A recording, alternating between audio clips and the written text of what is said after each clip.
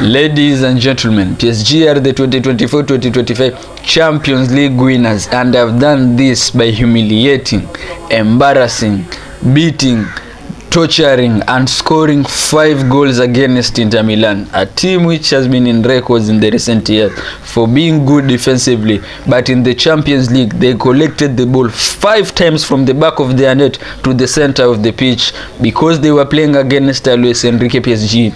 They were playing against a PSG which was very motivated. Ousmane Dembele, Desire Doué, Kvaratskhelia. Wow, that was brilliant from that PSG. It was like they had one agenda going into that pitch. You are taking this trophy back to Paris. And against all odds this season, being seen as the underdogs, being seen as the dark horse in this competition, PSG have finally done it. And it all started when they scored their first goal in the 12th minute.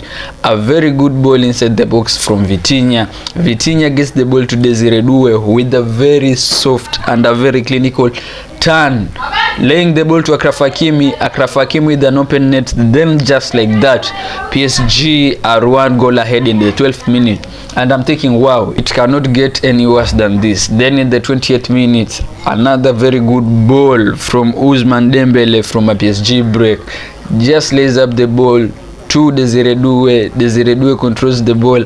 I don't know if Federico Di Marco gave Desire Doué the back, because in moments like this, in critical moments and critical games like this, as a defender, Federico Di Marco, you have to face the player, because you can handle the ball well when you are facing the player instead of giving the player the back. Then like that, Desire Doué with a good shot.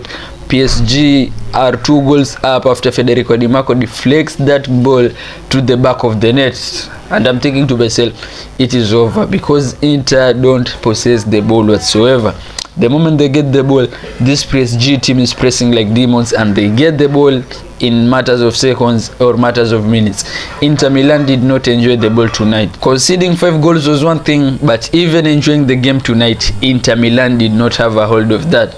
PSG were everywhere. That midfield was pressing like demons. Kvaratskhelia, Doué and Dembele were pressing. Their centre backs, William Pacho, Marquinhos, Hakimi, all that team was very good. That PSG team today, Enrique set it up to succeed. So at halftime, PSG are 2 goals up, and I'm thinking maybe Inter Milan might pull the Barcelona, but when they come back, they are the same team. Inter Milan struggled to get back into the game, and PSG used that as their weapon to get their 3rd goal from their star boy Desire Doué, who in the first 3 goals he was involved, 2 goals and an assist.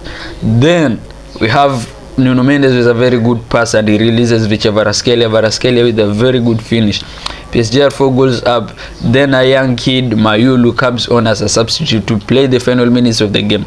Just 3 minutes into the pitch, and Mayulu scores the 5th goal. And that is how PSG won the 2024-2025 Champions League with a margin of 5 goals against an Inter Milan team which has a good reputation of being good defensively. But let's get into the game and break it down. Simone Inzaghi today got it wrong. Simone Inzaghi today got it very wrong, man. The tactic was get into the pitch. We are very comfortable even if we don't have the ball. But what he didn't know, he was playing against PSG. If you are playing against other teams and you don't have the ball, they might not be a big threat. But a team like PSG, who their defense is complete, their fullbacks are overlapping like crazy. Most of the time you see their fullbacks inside the box, because like the first goal, you see a Hakimi in a position which you expect the legs of Ousmane Dembele or Kvaratskhelia or even Fabian Ruiz, but you see Hakimi in that box. That tells you what? This PSG team is attacking minded from the defense to the forward players. Telling your players to sit back and letting PSG enjoying the possession, that was one very big mistake for Simone Inzaghi, and I think he got it wrong from the first half. And as a big manager, as a good manager in that team, you have your experience, you have played in another Champions League final against Manchester City. I think you should be able to see these mistakes in the first half, so you come in the second half, you rectify them. You tell your players what? PSG team is very good in possession. We are not very good in possession, because the moment you get the ball, this PSG team, they are on us. They try to get the ball back. They get the ball back like in what? Seconds. So what we'll do, the way they are pressing us, let us press them like that, man. because Inter Milan, they were not putting pressure on PSG whatsoever when they had the ball. Starting from Lautaro Martinez and Thuram, they were not putting pressure on PSG whatsoever. You come back in the side of Federico Di Marco, PSG saw that if we will score a lot of goals, it will be this side. In the first goal, Federico Di Marco makes a mistake of doing what? He is too deep on the side of Desiree Doué where he has the ball. He forgets that he has to back the guy in the back who was Achraf Hakimi. And Achraf Hakimi is a free man in the box. Free. Desiree Doué has let him free. He is too deep out of position that Hakimi gets a very good tap in, unmarked. No player surrounding him. No player to put pressure on him. Then the second goal comes again, a mistake from Federico Di Marco. When you are defending in big instances like this, in very important matches like this, you have to face the ball you are defending. Desiree Doué is making a shot and Federico Di Marco immediately turns his back. When you are not facing the ball, you will not know how to deal with the ball, man. One thing you have to do in such instances, you will have to face the ball. If you fail to deal with it, the keeper will be in a safe position to deal with it. He gives Desiree Doué the back, Desiree Doué makes the shot, and after the shot is deflected to the back of the net. Federico Di Marco was moving right. After arguably making the mistakes for the past PSG 2 goals, the way he was moving, I was thinking to myself that at halftime, Di Marco will go outside and Augusto will be brought in. But I was really surprised when I saw Federico Di Marco back for the second half, because he's the guy responsible for you conceding the first 2 goals. I know Federico Di Marco is a good player. I'm not trying to take that away from him whatsoever, but let's be real, man. In this final and even in that game against Barcelona in the semis, he was having a hard time with Lamine Yamal. Now in the final, he was having a really hard time with Desiree Doué or Ousmane Dembele or whoever player was thrown at him. The moment he was having these 1v1s, he didn't know what to do, man. So I was thinking to myself, why can't Simone Inzaghi bring in Augusto and play in the second half? But eventually he was substituted and he was taken outside. But I think where Simone Inzaghi got it wrong today, it is letting PSG have the ball. Most of the time of the game, PSG had the ball. And if you give PSG the ball with the caliber of players they have, they eventually going to punish you. They will eventually going to score goals. And that is how it happened. Simone Inzaghi lost 2024-2025 Champions League Final. But let's not make this about Inter Milan. Ladies and gentlemen, it is not about Inter Milan. It is about the best team on the planet at the moment, PSG. It is about the team which is very coordinated. They make look away passes and they go to the player it is intended to. PSG. It is about a team which got rid of Neymar, Lionel Messi and Kylian Mbappe, and now they have made it to the second Champions League final in what? 6 years, and they've managed to score 5 goals. PSG. And let's talk about their rebuild, man. Let's talk about their rebuild. I mean, at Manchester United there's a rebuild, and I don't want to take this out of context or proportion, but listen to this. At Manchester United there's a rebuild, and I hear Manchester United fans saying that Bruno Fernandes is replaceable. If you get rid of Bruno Fernandes, we replace him. Get rid of him and get another player to replace him, man. Get rid of him. If you did a rebuild, you new faces in that team, you need new players in that team, and we have seen that PSG, they did it. It happened. Their most important players in the past, like what, 7 to 8 years, Kylian Mbappe, winning the Golden Boot season in, season out at Ligue 1, wanted to leave the club for free to go to Real Madrid to pursue his dream of winning Champions League so that he could get higher chances of competing for the Ballon d'Or. Guess what? PSG have won the Champions League this season. And I want to talk about something, but don't blow this out of proportion, man. I've been hearing a lot of Manchester United fans this week saying Bruno Fernandes is irreplaceable. You cannot replace Bruno Fernandes. A lot of talking shit is going on, man.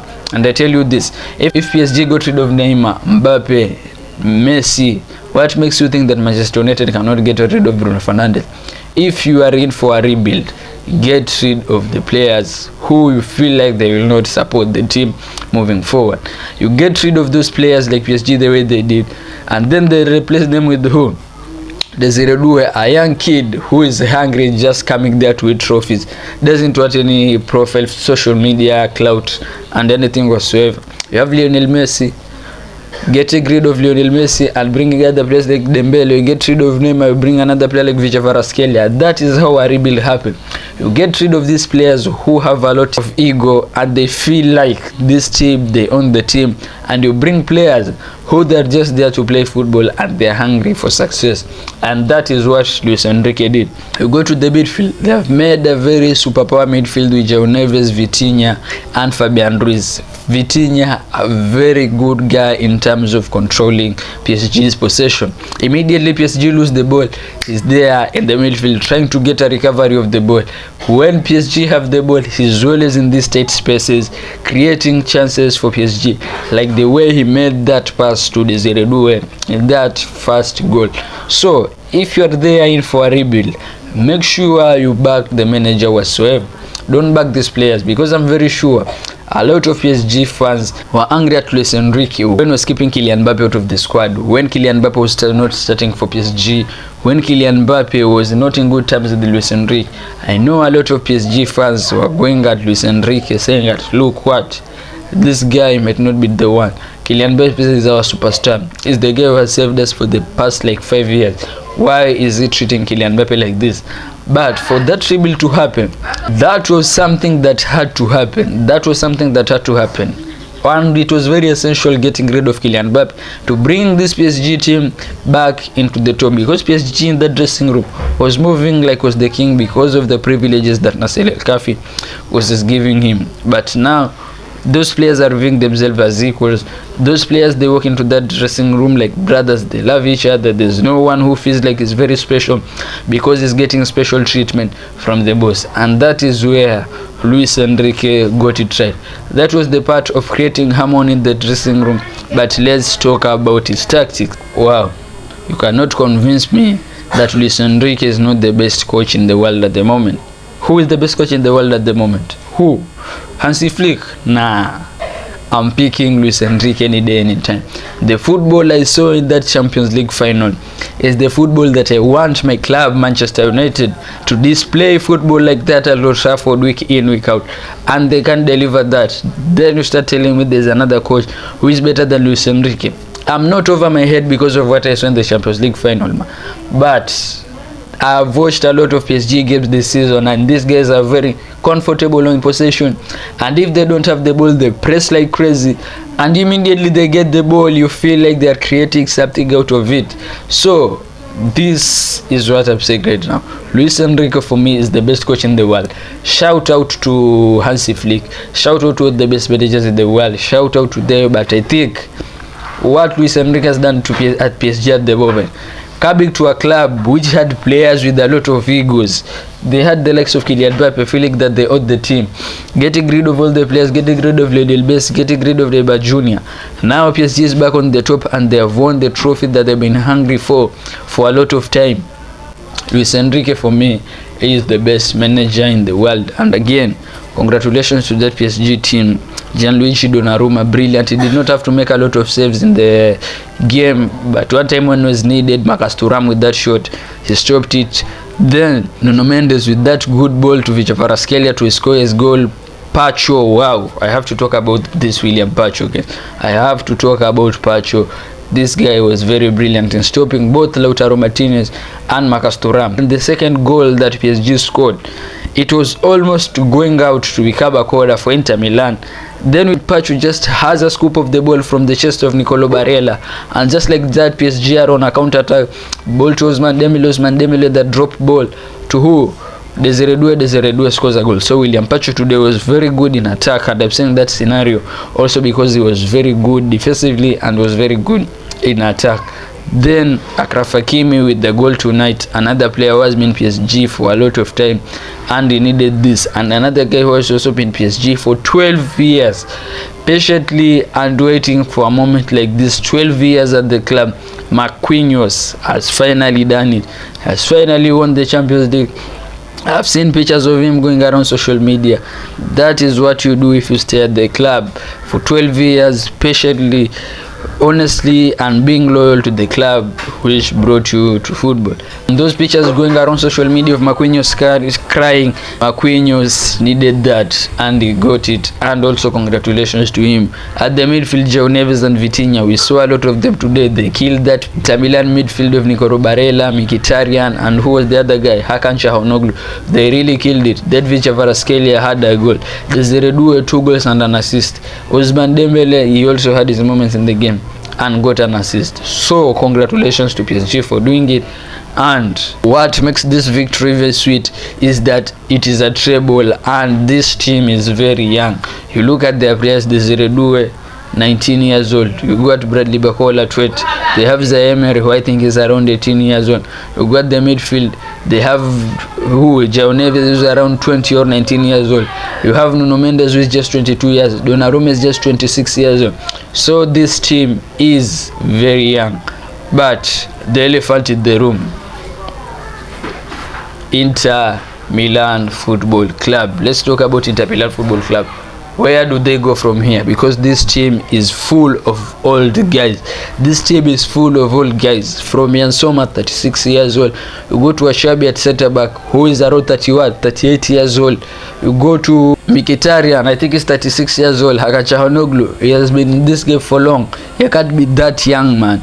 You go to Federico Di Marco, I think that guy is also not that young. So this team, basically, they are old team. It was the oldest team to play in this Champions League final, and now they have lost in a manner that it showed they were old. They've lost 5-0 in a Champions League game. So where does it go from here? Simone Inzaghi, what's next for you? You bet all your players for the Champions League, then you go there and you lose 5-0. You let Napoli win the league, then you go in the Champions League final and you lose 5-0. What is next for Simone Inzaghi? What is next for Inter Milan? Because the age of this team, it is very old. You look at the age of their players, you see players like 38 years, 35 years, 37 years, 36 years. That is the age of most of the players in that PSG team. So Inzaghi, what will do about it? Inter Milan, what will they do about it? And again, congratulations to PSG and peace.